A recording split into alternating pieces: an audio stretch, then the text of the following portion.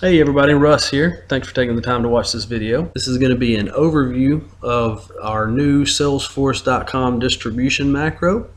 So I'm going to go through step by step how we're going to use this tool, and then I will mark each step of the way in the description. So if you want to go back and review a section, there'll be a timestamp in the description below, so you can catch back up and quickly get to areas that you might need to review again. All right, so the first thing that we want to do to get started is to go over to our login tab. So once we select that login tab, we're going to put our store's username and password here, and you can say distribute from here or update status from here, but we're going to go back over to the call results tab now that that login information is in there, and just say distribute. Alright, so what it's doing now is going through and getting all of the store's call status. So it's giving us everything that we see over here on the right. After it does that, it's going to cycle through and it's going to get all of the calls that we have available. So what we have here is the current campaigns that are active. So add-a-line only and add-a-line upgrade no offer. So when we go through these campaigns, these are the ones that are going to cycle. So if I was to turn off and unselect this, then all we would have distributed would be these add-a-line onlys. If we select both of them, now it's going to distribute both of those. If we had some walk-away leads or anything like that in here, we could also select what we want to be management only. So if we had a walk-away lead and we selected it right here, it would remove that from this consultant campaign selection, and it would make a separate tab just for management. That way you wouldn't miss your walkaway leads and your consultants wouldn't be calling them when you should be the ones as managers calling them. Alright, so we're going to say OK to this.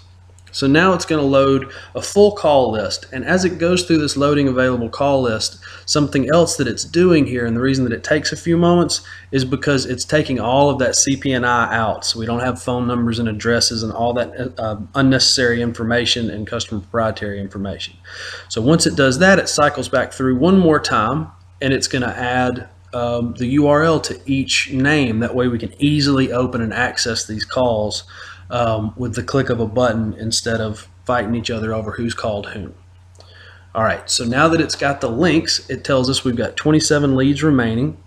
How many consultants will be making the calls? So we'll say 3, and we'll say that I'm going to make some, and we're going to have Sheila make some, and Jeff will make some.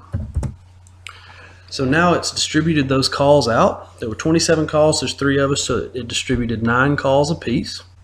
So I would save this file at this point. It would save that login information and it would save these calls. At that point you would email it to Russ, Sheila, and Jeff, or just your store's distro, however, whatever is easier for you.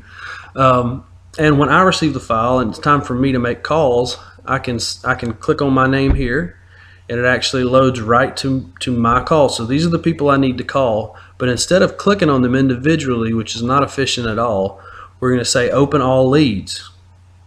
So I clicked on my name and then I've got this open all leads button. So I click here.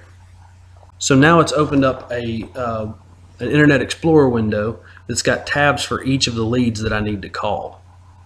So I can click right here and see each of my calls has its own individual tab. So you do the same thing that you would before. You know, you would dial 81 in the number. You still do that. We absolutely still use the Griffin dialer. And then when they've completed the call, they're still going to do the same thing they would do before, where they would edit and then change their disposition status here just like before, update the name, put any notes that they want in here, save that as you normally would, and then just close the tab because you've called them. So a lot easier, more efficient way of getting to our calls now. So we can close this out. We'll go back to this main tab. Now, let's say you've opened that tab and you closed the Internet Explorer window out before you made all your calls. Instead of having to open all leads again, you could say open remaining leads, and that will pull up just the ones you haven't called. Before that works though, you're going to want to go through here and say update status. So once these calls have been assigned and you know some calls have been made, generally like throughout the quarters of the day, 12:30, 3 o'clock, 5:30, we go through and run an update status. And what that'll do is it'll get the current statuses of all the calls and let us know what calls we've made, how far we are towards completion, have some rep level accountability so you can know who's making their calls and who's not. This part runs faster than the other section where you distribute them because it's just gaining the status. So we can see that this store is making their calls right now because one of the calls, since I assigned them here in this fake scenario, they're dialing those calls. So if I look over to my name here, this call here was made. So they called Jeanette Smith since the time we had done that. So for an example, since one call had been made here when we updated status, when I closed that window out, if I said I just want to open the remaining leads, then now when it opens this window, instead of 9 open, there's only 8 now. So we'll go back over to our sheet. So some of the other features that you'll see in here. You'll notice here that we have a button for Open SFDC. So by clicking this, you'll have a window that opens that just shows you your Salesforce portal. So you can still get in there and look at any of the outbound promotional call guides and things like that that you would normally look at. And then we have another View Leads. So that actually just opens up to all your full lead list report.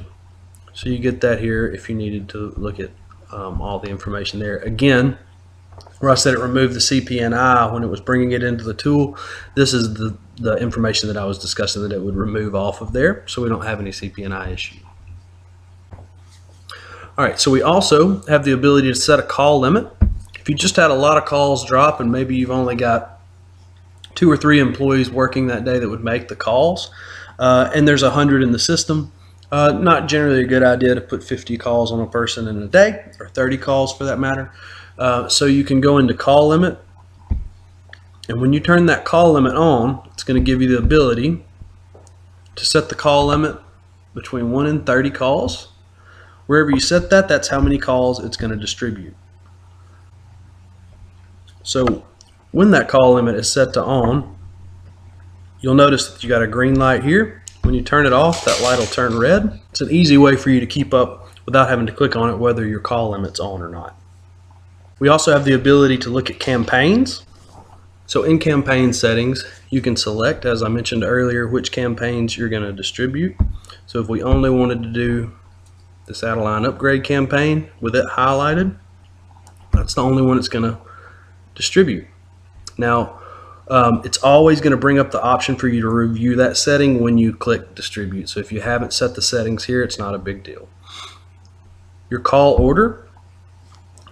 If you're not distributing all the calls and you have your call limit on, then it's a good idea to decide whether you want to distribute the new calls first or the dialed calls first.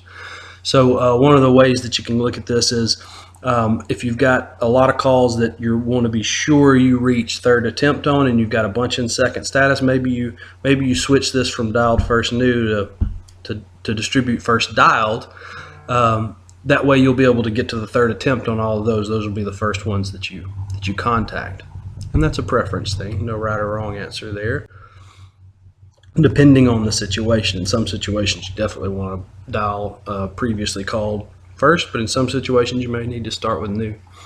The other option is after we've had this tool out and we've gained some feedback from everybody, there's going to be updates and changes we want to make to the tool. So whenever you open it up, you're going to be able to just click this update macro button. It'll take it a moment. It'll go out and find out if there's any new update that you need to download. If there is, it'll tell you right here, and when you click OK, it'll take you to the link where you need to download the new macro from. So you will know when updates are available. And another little review thing you can do up in the top right, you can have this chart change to campaign specific details if you would like. So you want to see where you are with your Adeline only campaign, you click there and there's your results for it. Your other campaign, you can see your results there. And then all. It's a good way to keep up with where your store is, what your statuses are. For a description of what these statuses look like and what we're trying to figure out from this chart, I'll quickly kind of go over this with you. You've got each status here, which that's clear. You have a cheat sheet for your Griffin dialer disposition codes for what you're supposed to dial at the end of the call. And so we can see here how many calls we have in each status. Then we can see our leads remaining. Leads remaining is based on how many are in new, first attempt, and second attempt. And then our success rate is based solely on the total amount of calls we've got and looking at how many we dispositioned as set appointment. That's going to be considered our success. So that's our general overview of how everything works. The biggest thing I want everybody to take away from this is it'll be an easy way to distribute out calls to consultants. Should reduce time in store working on Salesforce calls by quickly opening the leads for us. I feel like this will be a really, really good benefit to all stores. I'd like to thank everybody for taking your time today to review this video. Come back and check it out anytime you need for refreshers, and I'm looking forward to hearing all your feedback. Have a great day.